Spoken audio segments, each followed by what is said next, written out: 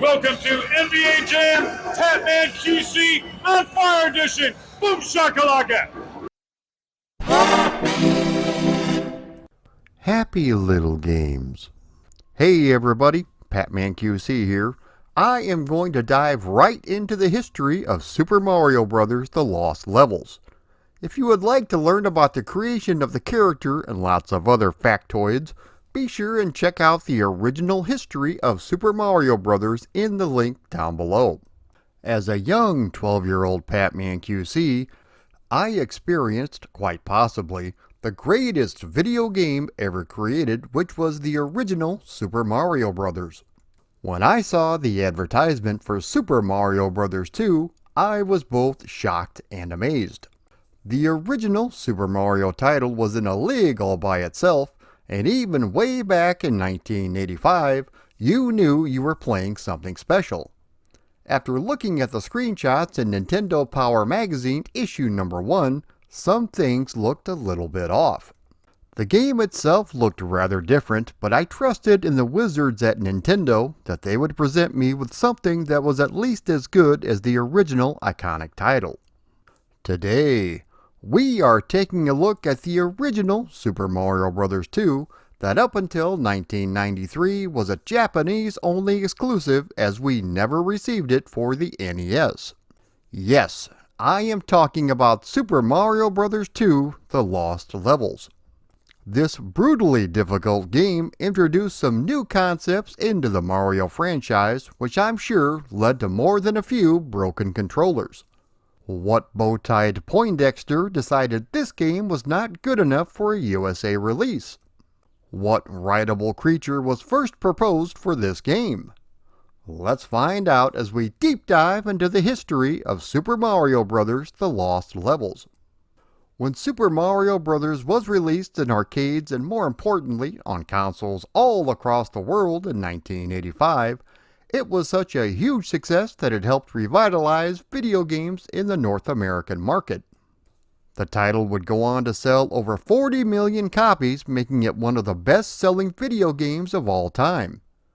When Nintendo were designing levels for the coin-operated machine, the Versus system, they wanted to give players something a bit more difficult in order to suck down as many quarters as possible.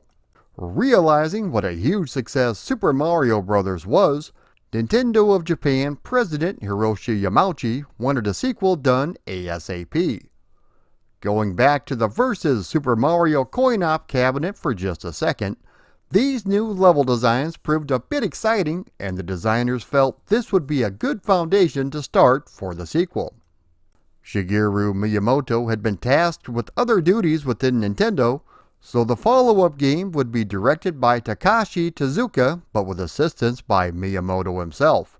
From the get-go, one of the mandates from Tezuka was to make the game longer in length, but also quite a bit more difficult.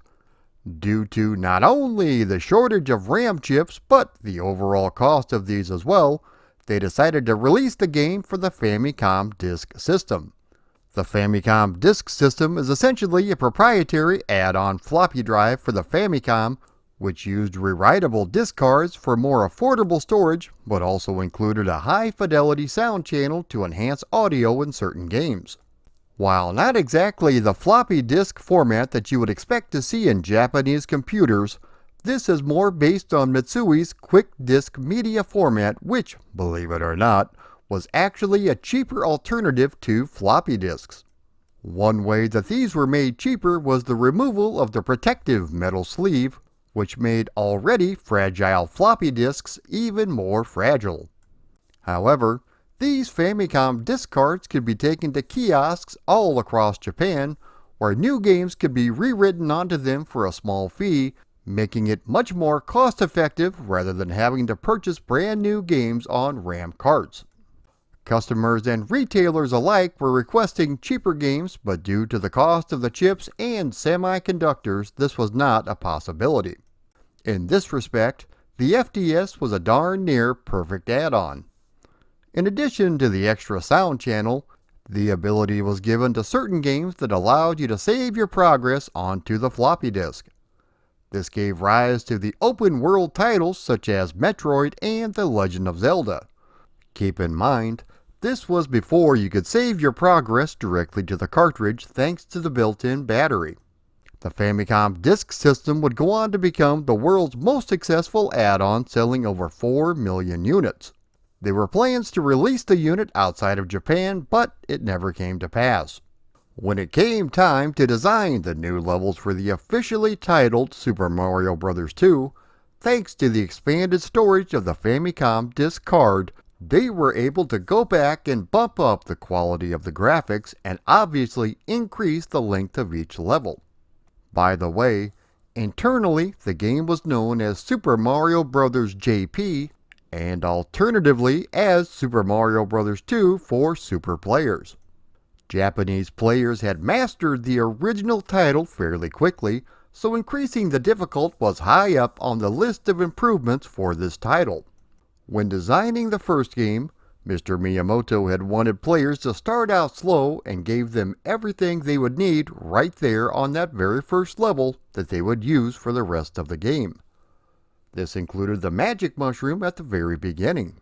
When you first start up the lost levels, on the very first level is a poisonous mushroom which lets you know things are not going to be quite as easy as they were the first time around. In addition to the poisonous mushrooms, the enemies are also much more difficult as well. One claim to fame that the Lost Levels has received is that this was the first game that Luigi and Mario both played a little bit different. There is no two-player game, but this time around, only at the title screen you can select to play as either Mario or Luigi. Mario plays like his traditional self, with faster time accelerating and slowing down, but doesn't jump very high. Luigi takes longer to accelerate and decelerate, but he is able to jump a little bit higher. As previously mentioned, thanks to the increased storage capability of the Famicom Disk System, the graphics as well as the sound were given slight upgrades. The graphics themselves were influenced by the officially licensed retool of Super Mario, which was All Night Nippon Super Mario Bros. The backgrounds are a bit more vibrant and detailed, similar to All Night Nippon. By the way, the poisonous mushrooms look very similar to the standard mushrooms, so you really have to be careful. It was so similar that Nintendo modified the sprite to make it more distinguishable from the original in Super Mario Bros. All-Stars. Also, 6 of the levels from the Versus Super Mario Bros. Arcade were reused for the Lost Levels. In this title, it was suggested that Mario rides some sort of creature, but it's unclear if it was for this game or for Super Mario 3, since the third game is the next Mario game in the series that was built from the ground up. The concept drawings show a pixelated Mario riding some sort of creature. This eventually turned into Yoshi. According to Mr. Tezuka, Miyamoto drew a picture of Mario riding a horse, which is where the idea came from. I thought to myself, oh, he wants me to put this somehow into the game. The audio was also tweaked ever so slightly thanks to the extra sound channel found in the Famicom Disk System. Everything has a more refined polish to it, and it's very noticeable with the music that plays after you beat the game. Even the mushrooms now have eyeballs, which is something that is still being used to this day. Princess Peach was apparently given liposuction and lip filler because she now has a brand new sprite. There are a number of new secrets in this game as well. If you beat all 32 levels without warping, then you can unlock 5 new bonus worlds, which are a bit bizarre to say the least. Speaking of the warp zones, the original only featured 3, whereas this one features 11. However, some of these will trick you, warping you back to an earlier part of the level. The difficulty is absolutely insane, but there are a number of one-up tricks that you can perform to help you on your quest. The game can be extremely unfair at times, but I guess that's part of the challenge. The game was so difficult that when it was reviewed for a potential North American release, Mr. Bowtie himself, Howard Phillips, said no way. According to Mr. Phillips, as I continued to play, I found that Super Mario Bros. 2 asked me again and again to take a leap of faith, and that each of these leaps resulted in my immediate death. This is not a fun game to play. It was punishment. Undeserved punishment. I put down my controller, astonished that Mr. Miyamoto had chosen to design such a painful game. This title even went beyond the unofficial, quote-unquote, Nintendo Hard moniker, proving how difficult it was. The Nintendo Hard tag would be for games that were exceptionally difficult to complete in one sitting, if at all. Typically, the only time I would experience Nintendo Hard was when I would play Peekaboo Poker. While Mr. Phillips was not the end-all, be-all decision-maker when it came to whether a game was released in the States or not, his judgment was trusted, especially by Nintendo of America President Minoru Arakawa. At this point, even though the NES was a huge commercial success, the video game market in North America was still a bit on the fragile side. The company did not want to release a second title in the series that many players would find so frustratingly difficult that it could potentially end up killing the entire franchise and the revitalized North American market altogether. Due to this, the title would not be released in America and remain a Japanese-only exclusive until Super Mario Bros. All-Stars was released for the Super Nintendo. Rumors have persisted that production cartridges of the Japanese version of Super Mario 2 for the 8-bit NES do exist. There was talk of including these as promotional items for people who purchased a Nintendo Power subscription. Due to all these roadblocks, the Japanese exclusive Doki Doki Panic was transformed for the North American market, becoming Super Mario 2. More on that in a later video. The higher-ups at Nintendo of Japan were well aware at how difficult this new, updated Mario was, and you can see in the very first commercial players being frustrated with a cartoon Mario looking like he had just gone 9 rounds with Drederick Tatum. スーパーマリオブラザーズ2はさすがディスクで面白い下手くそゼルダの伝説もさすがディスクで面白い下手くそムカーチェッカムカッとくるけどやればやるほどディスクシステム Super Mario 2 was released as a Japanese-only exclusive for the Famicom Disk System in 1986. As a matter of fact, this game and The Legend of Zelda were both released for the Famicom on the same day. The storyline, if you can believe it, is exactly the same, which makes sense as this is more of an update to the original title than a brand new adventure.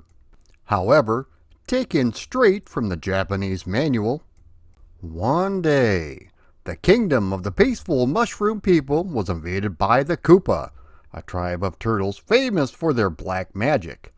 The quiet, peace-loving mushroom people were turned into mere stones, bricks, and even field horsehair plants, and the mushroom kingdom fell into ruin.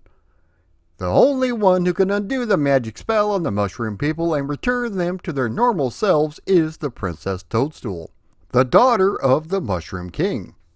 Unfortunately, she is presently in the hands of the great Koopa Turtle King. Mario, the hero of the story, maybe, hears about the Mushroom People's plight and sets out on a quest to free the Mushroom Princess from the evil Koopa and restore the fallen kingdom of the Mushroom People. You are Mario. It's up to you to save the Mushroom People from the black magic of the Koopa. As I mentioned, the game plays exactly like the original title except for Luigi, who can jump just a little bit higher. The game once again takes place across 8 worlds with 4 sub-levels apiece. The same enemy types have also returned but are much more difficult this time around. Something else you have to contend with is that on certain stages the tailwinds will rear their ugly head, making it slightly difficult to jump.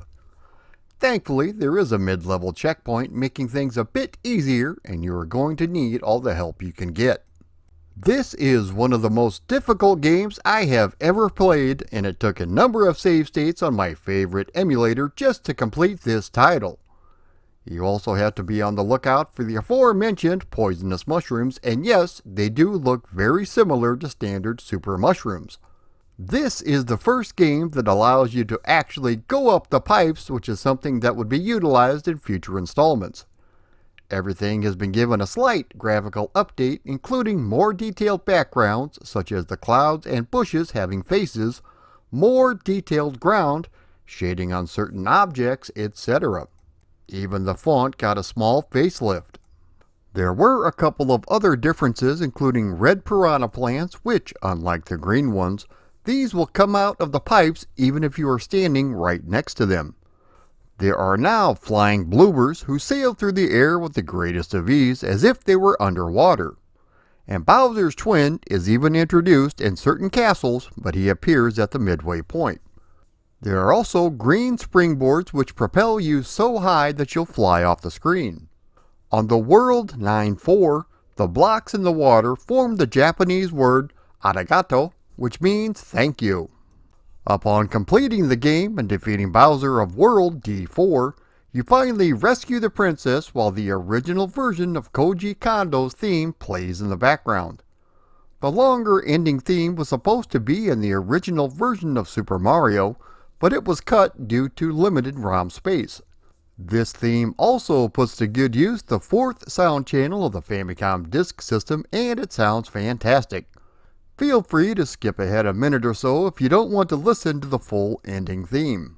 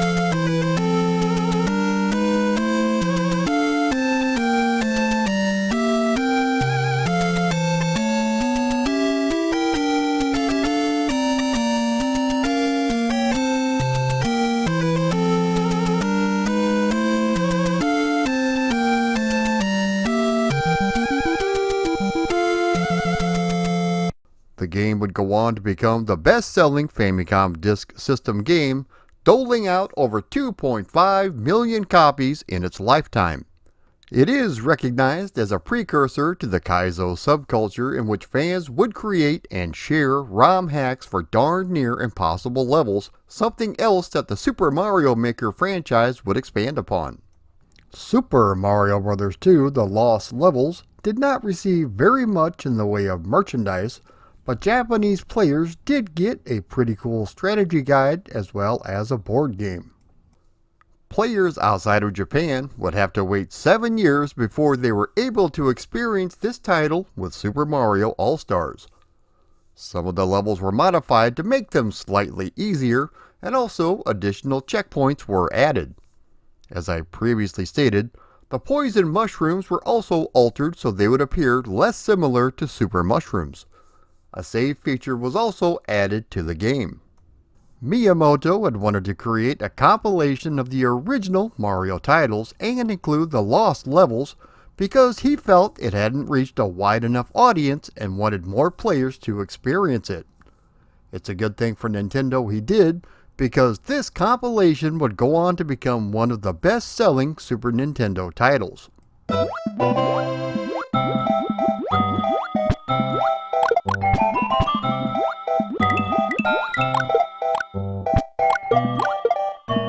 An unlockable version of the Lost Levels was also included with Super Mario Bros. Deluxe for the Game Boy Color. However, this did not have the unique graphics of the original releases, unique abilities for Mario or Luigi, or anything normally accessible past World 8-4. This means Worlds 9 through D have been removed. For some odd reason, they also removed the Gale Force winds that were found in the original. You can unlock this version by scoring 300,000 points in the standard version of Super Mario Bros.